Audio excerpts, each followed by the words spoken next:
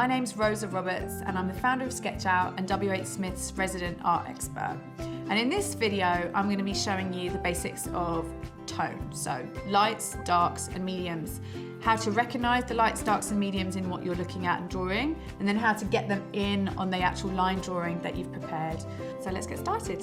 I'm going to start with drawing or looking at the shades on the jug in the front, okay? I'm looking at it with squinted eyes, and as far as I can see, we've got light on this side of the jug. This side of the jug is a bit darker, okay? So I'm going to do a bit of a shading plan to help you see where these sections are. Right, so shading plan is just where you draw around the different areas of light, dark and medium. When I squint my eyes, I see an area of light down the jug like that. Then I've got the edge of the jug.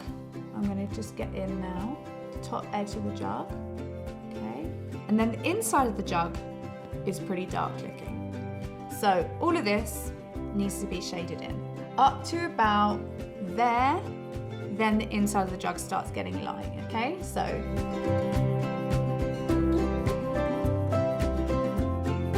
but as far as I can see, we've got a light rim.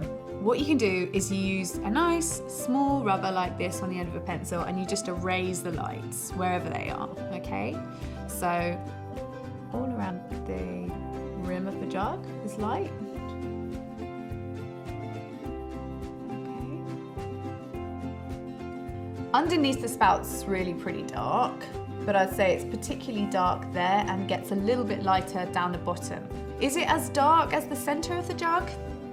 No, not really. So it needs to be darker than here, but lighter than this. So always, again, you're comparing everything. You're thinking, how does this section relate to this section? And how does that section relate to that section?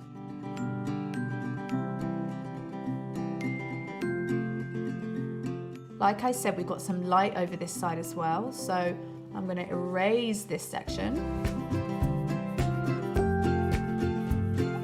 I can see the window reflected in the jug, so I'm going to try and get those in too.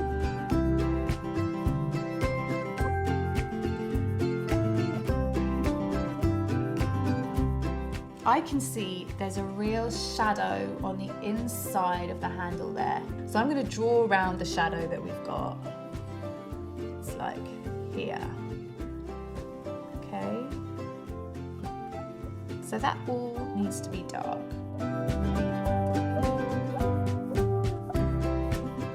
And then we've got really, really strong light on the handle. I'm even going to get rid of the outline almost. I'll just keep a little bit, but I'm going to erase most of it. You see that, how that brings that out?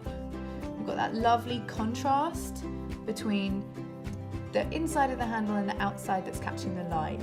Now we can start with the bird, and I'm going to just look for the main areas of light and dark.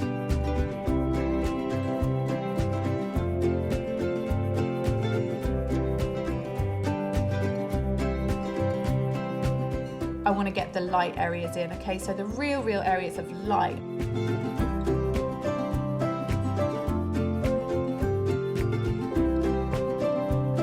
Just simply, we'll just do that dark really quickly. And then I've got a shadow from this jug on the bottom of the stand, so that finishes about there.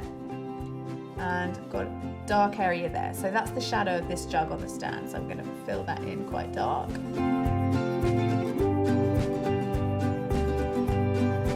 Got some real strong highlights on this big jug. So I'm going to draw around those so I know where to put them.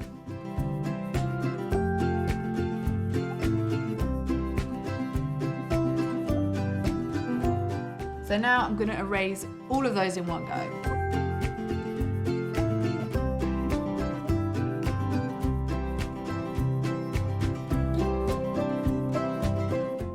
About the background, I call secondary shading really, okay? So primary shading is to shade the objects themselves, shading. So this area here is all pretty dark. It's darker than this side of the bird and it's darker than the inside of the jug.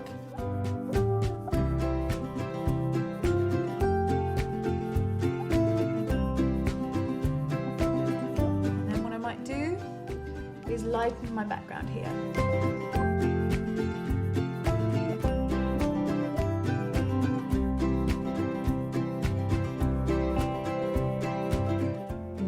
going to start darkening up this table. The table is part of the background.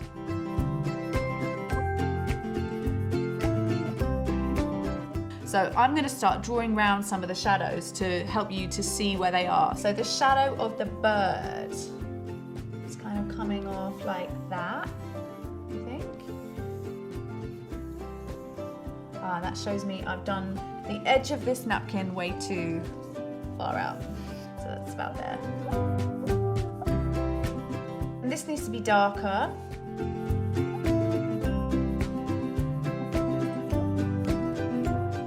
So we've got the shadow of this jug.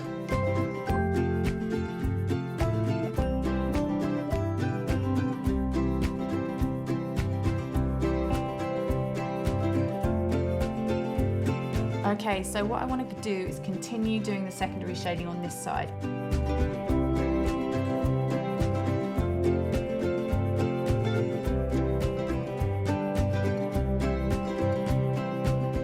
Doing the dark shadows on the jug itself.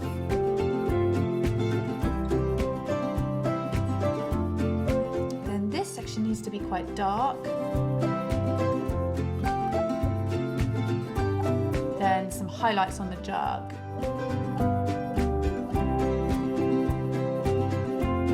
And we just need a little bit more shading under there.